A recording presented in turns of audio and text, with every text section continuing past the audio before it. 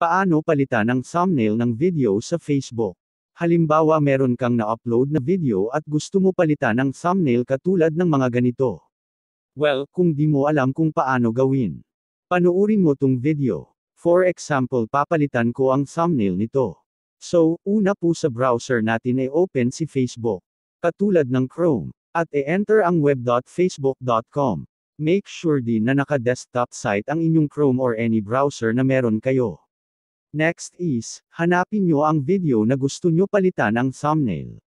Punta sa profile, then tap video. So, eto yung video na papalitan ko ang thumbnail. Tap lang itong video. Then dito sa gilid tap ang 3 dots na ito. Tap edit video. Then, tap video option. Tap change thumbnail. So, dito may choices tayo kung paano natin palitan ang thumbnail. So gagawin ko lang ay choose from video. Tapos mamili na ako dito sa gilid kung anong frame ang gusto ko maging thumbnail. Zoom ko lang para madali.